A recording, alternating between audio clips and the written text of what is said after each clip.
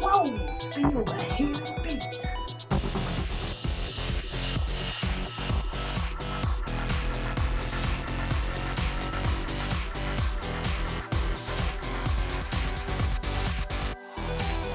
Hello Rage Quitters, my name is TerminatorUK and we're back today with another video review. This time we're looking at the Razer Kraken V2 USB digital gaming headset.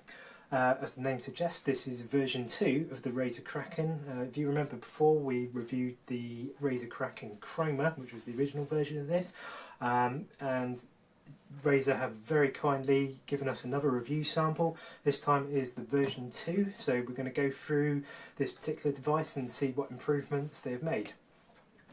So first of all, this is a 7.1 surround sound headset, but it's one that's emulated in over just a single USB jack rather than having discrete 3.1mm jacks. So it's basically got two large drivers, and although you can't actually see it in the cable itself, there's no inline remote for volume control, so that is actually one negative side I'd give, that they didn't improve since the first one. But I can't see any kind of inline device that's got the sound card inside it, so whether they actually equip that inside an ear cup itself or somewhere down the USB cable, but the USB connector itself is just normal size, I don't know. Bit of Razer magic for you, but it's an excellent lightweight headset. It's very well built, but it doesn't weigh anywhere near as much as my Rokat Cave headset that I use, so that's good to know for extended gaming sessions. The build quality is very good. I'd say noticeably improved over version 1. Around the headband, you've got the adjustable straps are all metal, and around the cup area here, this is all metal too. It feels robust, much better than the first one, I'd say. There's a good range of adjustment for different head sizes on the headband. On the outside of the ear cups themselves, you've got little Razer tri-head logos, which, like a lot of the other Razer peripherals, are Chroma enabled, and you can synchronise them all up. Currently we've got this going through what we call spectrum cycling, so it goes through a range of different colours, but you can have lots of different effects, such as just one static colour, or breathing, where one colour like pulses in and out. So whatever you want to set them up in terms of the rest of the customisation, in terms of lighting for your rig, the world's your oyster really. These are absolutely excellent in terms of customisation.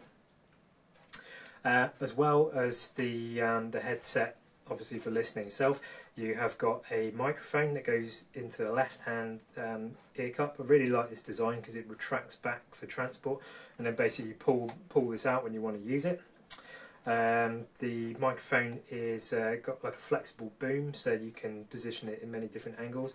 I believe the pickup pattern, unless I get it confused with the Pro one, is unidirectional, so you will find that you can pick up your voice very clearly without a lot of ambient noise getting picked up, which is very common on a lot of gaming headsets. It's got a mute feature actually on the end of the microphone itself, which is pretty neat.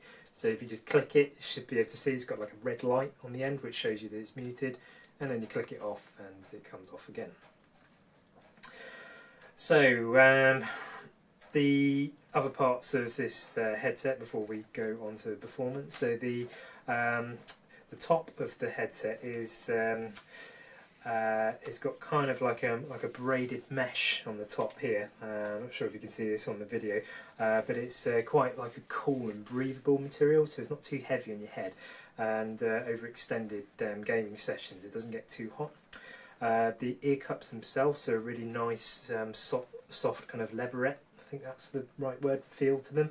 Definitely not hard at all, quite squishy inside them, and the inner ear cup is quite big, so it covers right over your ear, including your earlobes and everything, so it's very comfortable, quite noise cancelling when you've got them on. You don't really hear a lot of ambient noise.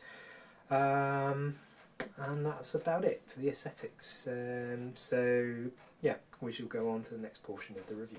Okay folks, I did say we were going on to the performance section of the review next, but I lied. Actually, one thing I wanted to show you just before going through the performance is the Razer Synapse software. So if you're familiar with Razer products, all modern Razer products use an excellent bit of software called Razer Synapse. You can see at the bottom that the device I've got is the Razer Kraken 7.1 V2, but it also shows the Black Widow X keyboard and Razer Diamondback all in one software suite. An excellent piece of software to manage all your devices. So there isn't a huge amount of screens to go through on the headphones, because obviously it hasn't got quite as many features as, say, the keyboard and mice do, but there's still some good utilities inside here. So the default screen under the headphones tab is calibration. So this is the screen it presents you when you plug your device in and it installs for the first time. When you start the wizard, basically it takes you through different steps of configuration, and this is to basically calibrate the headphones with your environment to make sure that the 7.1 surround sound works correctly. Now I've found that although it's quite useful to go through this calibration wizard, the positional audio is pretty much spot on out of the box. So really I tend to just skip next through this because it sounds just about spot on to me. But it's nice to have. Obviously, if you feel that the positional audio out, that's the menu you want to go to. So next tab along, audio, is got your volume control. As I said in the first part, that's one negative side of these headphones that was the same with the version 1, is there is no inline remote for volume control. That's kind of like a bit of a pro and a con, really. I guess the con is pretty obvious, that you can't control your volume or the microphone, but you don't need to do that because it's got the clicky bit at the end, which does the muting for you. The pro of it is inevitably the joints, the soldered joints inside an inline remote is probably one of the weakest parts of most headsets, and that is prone to getting pulled and yanked and coming out and breaking. So I suppose kudos to Razer in that respect, that they've actually gone with a design that is going to promote longer, harder wearing of the headset, rather than something that, to be honest, once you've set your volume you probably won't adjust it too much, but that is one thing to be aware of on this headset. So obviously got the volume slider. Now next bit is bass boost. Now this is something that I of all of the things on the V2 headset, I really notice a difference. So if I had to be critical with sort of the first round of Razer headsets, I'd say that the bass has been one of their weakest aspects, even though the marketing material would lead you to believe that it was really good. I'd say on the sort of Razer Kraken version 1 and earlier headsets that the bass is pretty weak. Now immediately, even before hitting bass boost, I was really quite impressed by the bass on these. For a gaming headset and one that's designed for positional sound, it really was decent. Yeah, you got some really decent bass without it just being completely washed out and too powerful. Bass boost makes that bass even better, and most bass boost applications will just completely drown the sound out, and it will become quite distorted as a result. But this, I'm pleased to say, this feature is very, very good, and definitely worth clicking on for enhanced boost at lower levels. If you put the slider bar up to 100, it does get pretty insane, so I wouldn't recommend it. The other features on this menu, you got sound normalization, which basically increases or reduces the volume, and it basically tries to level out different variations in loudness. I don't like features like this, to be honest, because it can have undesired effects, like making it too loud or too quiet when you don't want it to. So I tend to leave this one off. There are some other digital effects, such as voice clarity, which is meant to be improve the clarity of incoming voice. I didn't find a huge deal of difference with that particular setting, so in my particular setup I've left it off. The next little tab along is the mic menu. which is always great to have. I mean, how many headsets do you see where you've got this many options for a mic? So one of the great things about this particular mic is it is a digital microphone, and they've obviously spent some time getting the hardware and the software to work in harmony, because the microphone is absolutely excellent. So the first thing I did is put the mic volume up slightly, and I've put the mic sensitivity up to 100%. But you've also got things like you've got your volume normalization, mic monitor your microphone through this headset. I don't actually know what that feature does. I turned it on and I couldn't actually work out exactly what it was doing. But in the bottom right hand corner, probably the two most useful features here, you've got your active mic noise cancellation and your ambient noise reduction. Now I found with the active mic noise cancellation, I actually found a decrease in voice quality when doing that, so I've actually turned that feature off. But the ambient noise reduction is definitely worth having, because as the name suggests, it actually gets rid of and eliminates noise in the background. Pretty good when you've got a mechanical keyboard like the Black Widow Razer X, which makes a lot of clicking, which can drive your people on Skype insane. So definitely a good feature on that front. You've then got a mixer tab, so when different applications are open, you can actually raise and lower the volume. That's quite good to be able to raise, reduce the volume of your game and increase the volume of your instant messaging. I don't mean instant messaging, your VoIP communication app, like TeamSpeak, etc. So that's a pretty good menu to have. You've got an equalizer with different sets, presets, which is the pretty classic. You've got default, custom, blues, classic, rock, etc., which obviously changes the profile of the sound that you're going to get through. I've left that one on normal, and then of course the old classic chroma lighting menu, and obviously this one, hold up the headset, is the spectrum cycling I've got on at the moment.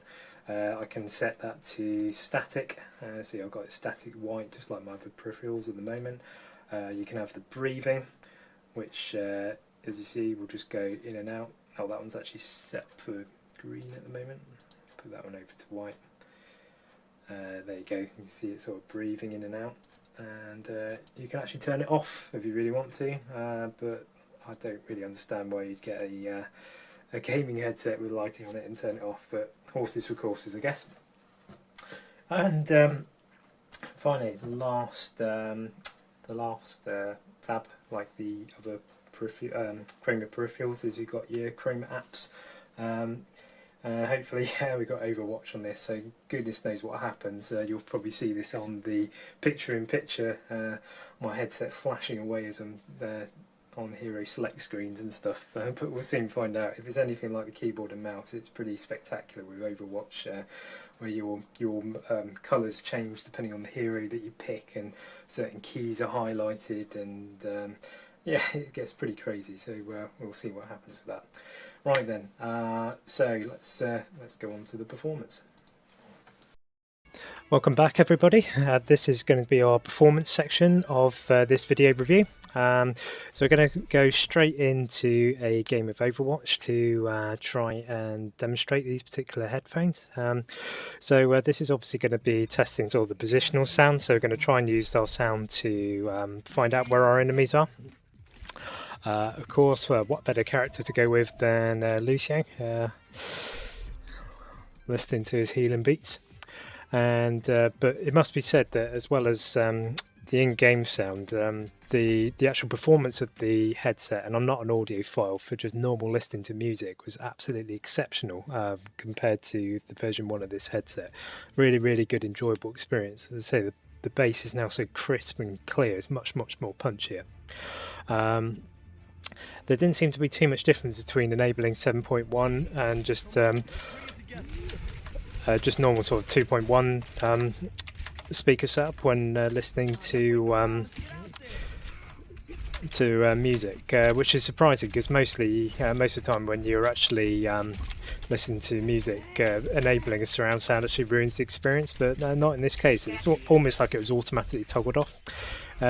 One thing I did notice as soon as I went into Overwatch is that the sound seems a bit kind of muffled compared with my Rokat Cave headsets. I think this is always going to be a problem with any surround sound which are kind of emulated rather than sort of true discrete jacks per channel. But it's something you get used to quite quickly. But obviously the advantage with it is the positional sound is amazing. So I can hear that the Widowmaker firing against that Bastion right behind me, and all 360 around here. Anyway, let's concentrate on the game in hand, and we'll talk more at the end. So I can hear those shots in front. I can hear Anna to my left hand side there. Oh, definitely hear me getting nearly killed then.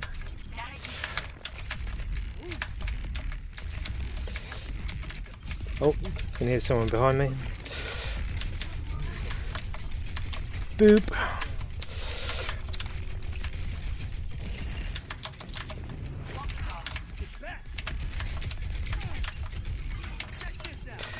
Oh.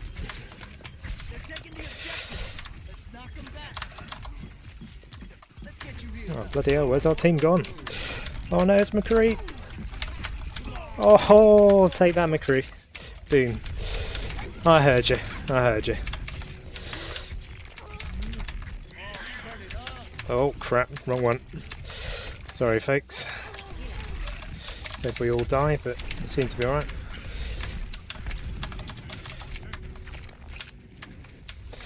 Yeah, so I could hear Hanzo up there. There's McCree again.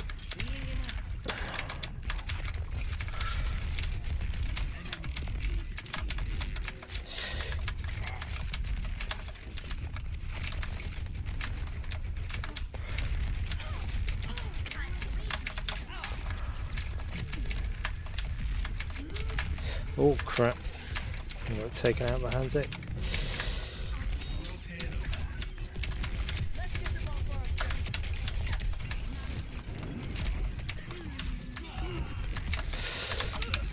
Ultimate's up.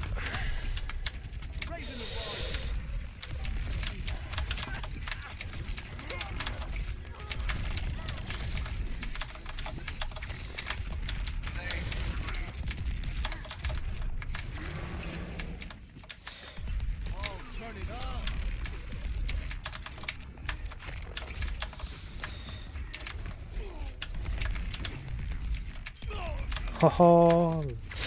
It wouldn't be. Look like me. Then comes Diva again. Drop the beat. Not that's going to do a lot against Diva, but there you go. Ho ho! What did we get then? Oh, it wouldn't be.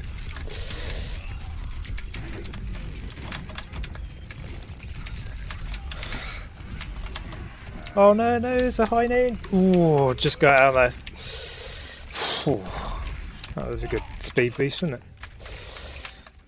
Boom. Oh, all goes quiet. It's a bit rumbly.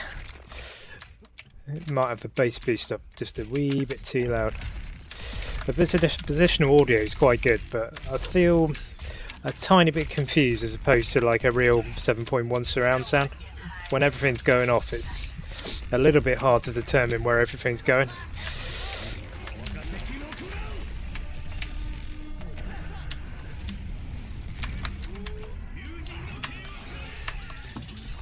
Come on.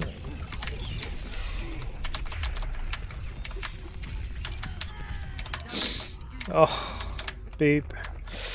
Look at that. 2 takeouts with Lucio. Oh, and another one. He would have fought her.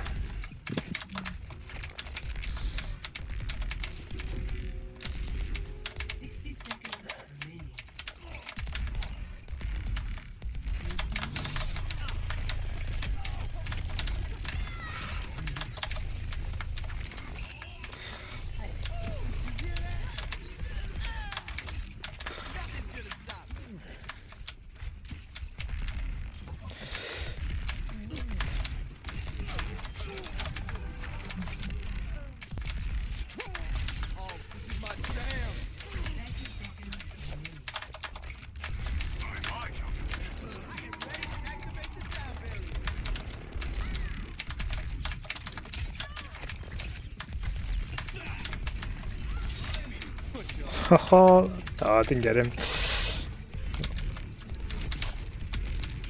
Thought we had him then.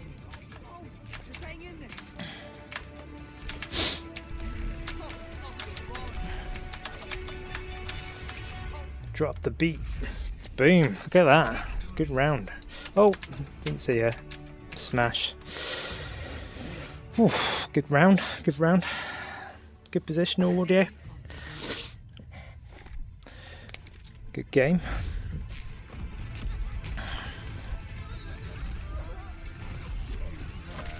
Well, no play of the game, but yeah, the headset is definitely really good, particularly in that point. I was able to go around that quite a lot and just listen to. Oh, I'm going to vote for myself. Listen to where all the enemies were coming from and position myself so that I could take advantage from what my audio was telling me. As I say, the bass is quite meaty overall and can be a bit kind of flooding overall if you don't. Compared to something that's got like discrete drivers around, but there's a good effect overall. If you like a lot of bass, then yeah, definitely a headset for you. Okay, let's wrap it up. So there we have it then, folks. This has been the Razer Kraken V2 USB digital gaming headset. What can we say? A real massive improvement on version 1. Razer has done a very good job on that. Build quality seems to be absolutely markedly improved. I really like the build quality. It's an excellent headset. Really feels the part. It's lightweight and very comfortable to wear, but really kind of solid and robust. An excellent job on that. Chroma lighting, awesome as before. Microphone, brilliant quality. I forgot to say actually on the previous segment, that entire recording was actually done through this particular microphone. I'm really impressed by the results.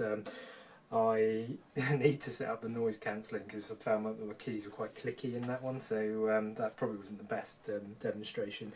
For reference, that was with the mic volume at 75% and mic sensitivity at 80%, so it's probably picking up quite a bit of unwanted noise, but I just wanted to demonstrate the full effect of the particular microphone. So very pleasing microphone, excellent the way that it stashes back into the headset. Really crisp, loud, deep bass, a real improvement over version 1. I was quite blown away by that. In fact, I think I boosted my bass too much because in game I found that it was a bit overwhelming with all the different noises going off. So probably my only two negative sides I'll give to this headset is it still isn't true what I'd call true 7.1. I know you're always going to struggle to get it in a headset, but I still prefer the setup where you've got discrete different analog jacks and you've got actually angled drivers inside, like the Razer tier mats for example, and that just seems to provide a more authentic experience. When it's done using what is effectively two stereo drivers, it's always going to distort the sound, and it never quite feels exactly right. But it's probably a minor quibble. The actual quality of the audio was very good considering. Positioning was excellent. The soundstage that they use is phenomenal, so you don't really have too much problem tracking the targets. Just got to watch it on that volume and the bass because it can just flood the soundstage. But other than those minor quibbles, or one more, there's no inline remote. But for me personally, I don't actually see that as a negative side because it increases the durability of not having something in the line that's going to actually snap and break. But some folks may not particularly like that. But I'm not too fussed about it. Actually, I lie again. One more factor that I didn't really hear too much in that last game, but the cable is braided to the headset, which is really high quality. But if the cable rubs against something like the edge of your desk or the edge of your keyboard or something, it seems to transmit that noise back into the ear cup, so that can be like an echoey, scratchy sound. For those of you that get all riled up with like nails on chalkboards and stuff, it can make you go ooh when it makes that noise. But yeah, these are minor complaints really. A really excellent quality headset from Razer. I think any gamer would be very happy about this. I haven't looked at the pricing, but I hear it's around about £80 or so. I think that's just about spot on. Could be a bit cheaper, but for the lighting, the build quality, how decent the microphone is, damn, it's a good mic. You know, you don't always get that on a gaming headset. I think that's spot on. A really, really good price there, Razer. So well done for that. Lovely presentation as normal. Always great boxes that you get from Razer. Helps the resaleability at the end of its life. What more is there to say? It's got to have the old RageQuitters Legendary Award. Thank you very much to Razer for providing us again with a review sample. We can't do it without your help, so massive shout out to them for providing us with that today. And we hope you enjoyed the video. If you like the video, please hit that like button, and we would hugely appreciate your subscriptions to this channel if this is the kind of content that you like. So stay tuned for further hardware reviews and more rage quitting gaming.